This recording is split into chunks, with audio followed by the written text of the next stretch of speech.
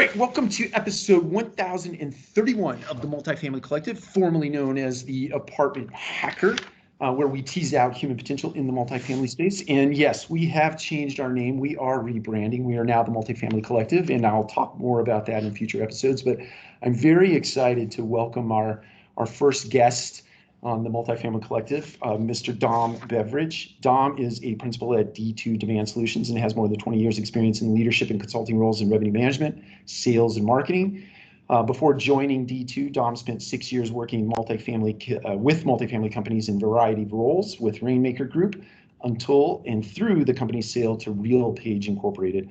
Dom was previously a strategy consultant with Capgemini. I hope I pronounced that correctly, Ernst & Young, after spending much of his early career designing and implementing revenue management systems and consulting projects with Thales Solutions, creators of LRO, Magna Logistics, I think, Incorporated, and JDA Software Incorporated. Dom, welcome. Thank you.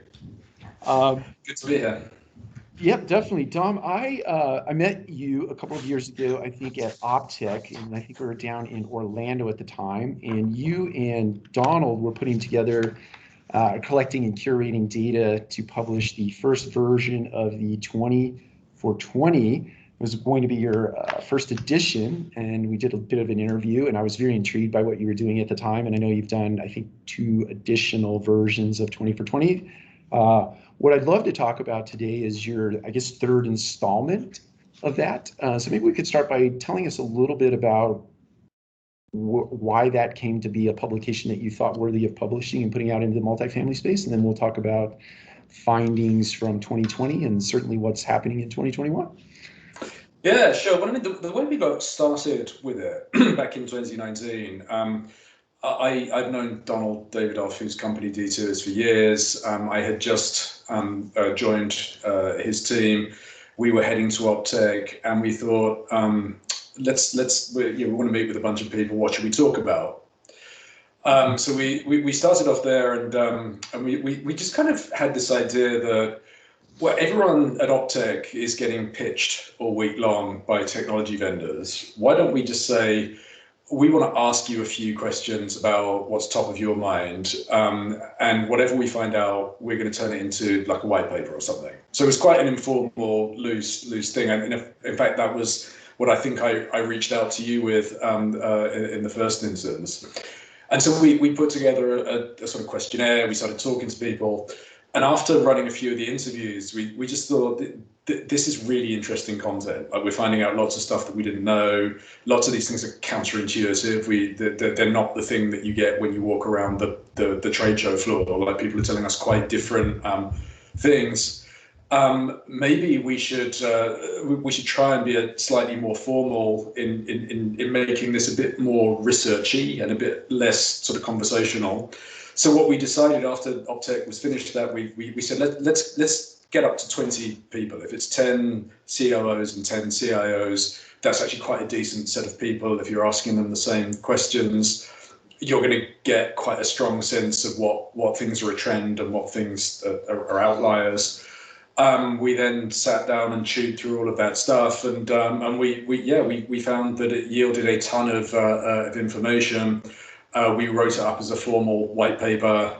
It got a really, really good response, and it's been something we've done in each of the following 2 years. Yeah, I will tell you, I remember being a part of that first paper and then reading the finished product. And I think, to your point, the thing that struck me about it is that it was more practical in nature. So you walk that floor, to your point, and people are selling the future and trying to sell solutions against problems that the multifamily space didn't even know they had in some cases. And I think your paper really grounded a lot of that sort of media effort and marketing effort, not to discount any of those technologies, because I certainly think they'll find their place in multifamily. But I really appreciate that about your approach to the paper. It was very well grounded, and certainly the cross mix of the 2 groups certainly lent to a little bit of a debate, so to speak, in some cases, but good stuff. So fast forward to today's version. I'm certainly interested in what you learned from 2020, certainly in the context of COVID being in the marketplace or in the world, and then maybe we can shift gears from there and speak to the top priorities that you see for 2021. Yeah, well, so each of the last 2 years, we've kind of modified the questions that we've asked. Like we've sort of got a sense from the previous survey and the feedback that we got from it what people are actually interested in. So we do things like we'll take the content, we'll serialize it on our blog, and we can tell who's interested in what things have the most sort of resonance to them. Obviously, this year the backdrop to everything was COVID, so we really sort of challenged ourselves to think, right, well, people's appetite for anything other than COVID-related stuff is not that high at the moment. Yeah. And it turns out that there are lots of things that that were heavily impacted by COVID on the technology and sort of operations front in multifamily. So we kind of went much lighter on the general outlook questions that we asked people, and we tried to focus in on technologies that we thought logically would have changed. So we picked. I mean, we picked 6 technologies. When we talk about what changed in 2020, we figured the groupings of technologies that were probably going to have had the biggest experience, the biggest COVID-related change would have been cybersecurity, because everyone was working from home, smart building and smart home tech, because everything was going contactless, natural appeal to not having to deal with keys and getting people in and out of the buildings unaccompanied, that kind of thing. On the same note, self-show, everyone had to figure it out. All right, AI leasing. I remember a year ago we were calling for AI leasing being something that's near and dear to your heart, but something that would really find a mainstream market in 2020. And we figured COVID would only boost the need to have robots doing more of the leasing work. CRM, lead tracking, that was another area. And finally, BI, another thing with, that's been a thing that's been on our radar for the last couple of years. But the fact that you had so many people working from home, needing to get access remotely to current information seemed to us to be a natural thing that will prioritize BI initiatives. So those 6 things were the things that we really focused on from a technology perspective this year. That makes sense. It was interesting to me to read about AI leasing in the uptake, because I think I had that sort of general idea in my mind as well, that there were, in 2019, there were but a handful of early adopters that put the technology in place and certainly experienced some of the hiccups and the hurdles of going through that process. But it didn't seem to get the kind of uptake, at least according to the paper. What do you feel is the driving reason for that? Yeah, I think that's one of the most interesting things about this round of research, because again, we were, we would have bet a substantial amount of our own money that this thing was going to go really, really big in 2020, based on the conversations that we had at the end of 2019. Companies like Radco, but also if you look at what AVB, Avalon Bay and Equity have said in public about what they were doing with this, there are some very strong success stories. AI leasing, it's not that difficult of a technology to implement, right? It's a much easier, lighter lift than doing like CRM, for example. And it's got a very obvious value prop, right? You're either taking mundane tasks out of people's day, or you're changing your leasing model.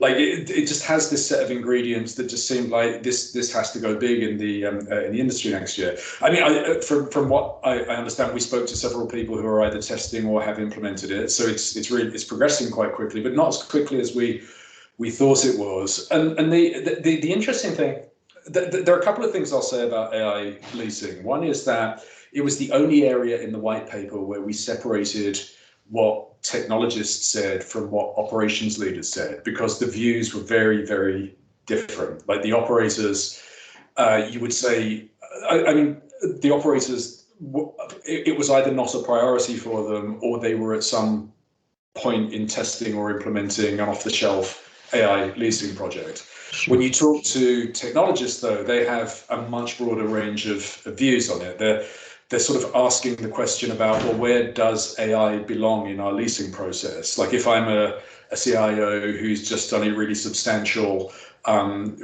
just transformation of our websites, because my reaction to COVID is that I know people are doing even more of their research online. I want to build the maximum amount of trust in my websites. That's where I'm placing my bet. Well, in that case, do I really want to go to a separate leasing agent that's kind of providing an alternative to that, or do I want to deploy AI to enhance the strategy that I've already committed to? Like that's the kind of conversation that technology people are having. But the other thing, though, we made this comment. People made a bit of a comeback in 2020, and the things that kind of caught our interest with that are, when lockdown happened, everybody had to offer self-guided tours, virtual tours, as well as some safe version of an agent-driven tour. Of course, everybody took either a virtual or a self-guided tour at the start of it. Sure. But come the summer, people were starting to opt for agent-guided tours again. Now, we don't know what's behind that. Like, it might be heavily influenced by whoever picks up the phone and whatever they persuade the prospect to do. It's probably quite likely that people were sick of being locked down by the summer and wanted to meet with people again. And the other thing is, lots of leaders talked about how successful virtual tours have been, right? The selfie tours, which depend on having a human at the, in front of the other end of the phone, which feels to us like it's made people think a little bit differently about, it's not so much how do I automate roles out of my organization. It's much more about what should the model be, how should we deploy people across these properties, and it's just maybe made people hold back a little bit or rethink the involvement of people in leasing. That's the way I would characterize it. Yeah, I think that what it brings to mind for me, and I think you mentioned this in the paper, mapping out that consumer journey, soup to nuts, right? Start to finish, and then starting to put technology in the areas where you think you're going to get the highest return. AI being a part of that technology that you might have put against some of those pieces. So you still might automate some of that rote and routine work, but it might not be in the area that we thought in our original thesis in rolling that kind of technology into a leasing process. Yeah, exactly. And we do talk about that. I mean, since we haven't written about this, we didn't write about it in the actual findings, but since we released the paper and based on the feedback that we've got and other work that we're doing at the moment, to be honest, I think that leasing is going to change to a far greater extent than people think it is right now. I think a year ago people were thinking, how do I automate stuff and ultimately maybe automate some roles out of the business. I think there are enough big companies that are working on a completely different leasing model from the one that we currently understand that I think if we were looking at this 2 or 3 years from now, we might be looking at something that just doesn't work in at all the same way that it does today. Yeah, I definitely think so. Hopefully we can discuss that in future episodes. Yeah. Well, let's segue. I know that we're trying to keep this to a 20 to 25-minute discussion. I want to make sure that we have enough time to talk about the top priorities for 2021. So maybe we can walk through what you found and then maybe elaborate on a few of those points before we wrap up here. Sure. Where should we go next? I think, so I'm looking at the top priorities for 2021. What will be different in 2021? So the work from home, obviously, starting at the top of those, I think there were 6 or 7 findings. Maybe to talk about that a little bit. Yeah, well, so most people feel that the toothpaste is out of the tube or the genie is out of the bottle or whatever analogy we want to use for that. But I mean, you do find some stories of leaders who have not missed a day in the office since the whole thing started, and are kind of wondering what all the fuss is about. But for the most part, people have found. I mean, it's largely attributable to video conferencing like this, which ultimately we got to do because Netflix had already solved for it previously, right? Sure. Because we have this medium now, that perception that you can't be productive unless you're sitting in a physical office has largely gone away for most people. So that kind of means that, I mean, again, you get quite an interesting spectrum of views on that. You get companies that are very, well, we need to get back to normal by whenever. Most of them are not like that. Most of them are more like, our associates are demanding this of us, right? We sort of need to figure out a way to look after our talent while maximizing, their productivity, and so we need some balance of these things. One of the other things that we talked about was office space. Like, a lot of people were talking about changing their use of office space. People who had multiple locations across the country are sort of thinking, do we still need all of them? The theme that I heard to that was that people generally seem to think the nature of work, like in-person work, is going to change, to the general theme that the stuff that people will do together is sort of high value collaborative work, rather than the I'm just going to the office kind of work. So that kind of makes people think, right, well, maybe office layouts should be a bit more hotel desking, hot desking like, and we need more space where collaborative stuff can happen. Because when people travel to the office, it's not going to be I fly in Monday, I fly out Friday. It's going to be I'm going to fly in for a day or two, and the time when I'm in the office, we're going to be doing stuff together that we can't do over Zoom, right? That's the so that kind of makes people think, well, the layouts are different. People are saying things like, if we want to let go of some leases that we have, maybe we want to get rid of the places that are furthest away from airports, because again, if we think that getting together to collaborate is going to be a big theme, then that becomes a bigger need for us. But yeah, a lot of people are rethinking this and how it's going to work.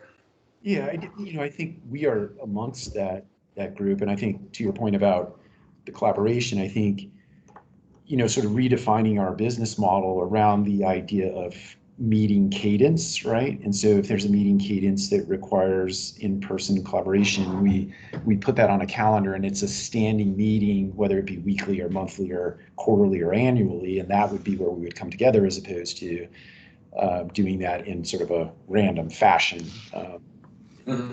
So I definitely think that's something here to stay. So you mentioned something else in here that I think is probably an otherwise obvious point. Companies will get more stuff done more quickly, as evidenced by the fact that we rolled self-guided tours out very rapidly as an industry. Do you see business models, or did you see anything in your research that would suggest that other things are in the pipeline that would be advanced at that same accelerated pace? And if so, what were they, or are they? Well, I think it's generally so. The two big examples you've touched on. The big example from property, like self-guided tours, was clearly the thing that got rolled out much more quickly than people are normally comfortable with. But the other thing was things like Office 365, Microsoft Teams, like these things that have been on lots of companies' to-do lists for like a long time, got rolled out very, very quickly. Lots of steps got skipped, and things worked out fine. So at least at the time we were talking to people, there were a lot of leaders who were bullish about, right, well, now we want to get our people to just roll out the 70% solution, right? We did just roll out the 70% solution. We'll fix the rest once it's out there. Anything that's got a speed to market component to it seems to that seemed to resonate particularly, right? So the trade-off between speed to market benefits and de-risking stuff through having a complete planning cycle, that feels like it's sort of tipped a little bit in the favor of the speed to market. How long that stays around, I mean, a lot of people are quite attuned to like the agile methodology, and that's very much the way that you approach agile project delivery. So I'm hopeful that people will use it to be more productive. We'll see. It's interesting because I think that is a Silicon Valley moniker, right? That you ship and iterate, right? You put it out there into the marketplace, and then you let the marketplace tell you what's wrong with it, and that's what you bring back to the table and use to make improvements on a go forward. And I definitely think I've been a big proponent of that. Even when we've rolled initiatives out here at Radco, it's like, yeah, I hear you, but let's just get it out there. It drives people crazy, especially those people that do not really love change. But But I think the thing that we cannot look back on in the multifamily spaces, or we can't allow to happen anymore, is that sort of creep methodology, in that you got to have it perfect. It's got to be perfect before you roll it out. We've now proven to ourselves that we can roll things out and fix it as we go along. So, one last point before we wrap up here. You say companies will look at technology platforms differently. What do you mean by that? Yeah, well, so people,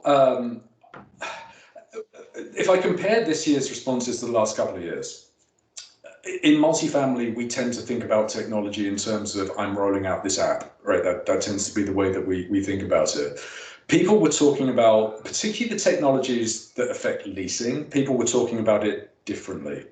They were talking about it. I mean, we use the term in the white paper. We talk about, in other industries where like digital transformation is a thing, right? That's a concept that doesn't really belong in real estate, in my view, for the most part. But the kinds of things that you think about in a digital transformation, which is what is the value being added by this process? How does it work? What bits of it can be replaced with technology? Mm-hmm. That's the way lots of companies seem to be thinking about leasing right now. And the thing in particular that really caught our eye was that self-show became ubiquitous in the industry, but the overwhelming way of delivering self-show was through this very low-tech, key on a stick kind of model, right? It was, we're going to shove a key and a map in a bag and we're going to leave it somewhere, and that was the thing that people had to figure out really quickly. And so what happened was, without rolling out a technology, people got a ton of experience in how to get people into their buildings, how to book the tour, how to coordinate picking up the stuff, what constitutes a good self-guided tour once you're in the building, how to coordinate the follow-up. All of these pieces of this process, they did this sort of manually. And a lot of the smart people that we spoke to were saying that, like, all right, we sort of know how this is supposed to work now. We know what the soup to nuts, like, from first awareness to closing a lease needs to look like. Now we want to go figure out what bits of technology need to be plugged into it. A really good data point on this, self-show became ubiquitous. Self-show technology did not, right? Yeah. There are lots of technologies that enable self-show, like access control would be the most obvious one. Some of the lead follow-up, on which there was a lot of movement this year, but this was absolutely not something that made people think, all right, well, we need to go get a touring app to help us do that. That was not the reaction that people had to this, which is a sort of a very different reaction from the way that we're used to hearing people talk about the stuff. That makes sense. Dom, I know we're right up against our stop time, and I definitely appreciate you being our first guest here. I definitely appreciate talking about this stuff. I could talk about it all day with you, but where can people find you? And then I'll link up the link to the actual report itself in case there are people out there in the marketplace that haven't seen it yet. Yeah, sure. Well, the easiest way to find the white paper is to go to the 20 for 20 page, which is d2demand.com/20 for 20. And then you can find me on Twitter. I'm at Dom Beveridge. Or just go to the D2 website. Excellent. Thank you so much, Dom. Take care. Have a great day. Always a pleasure. Thanks, Mike. Bye. Bye.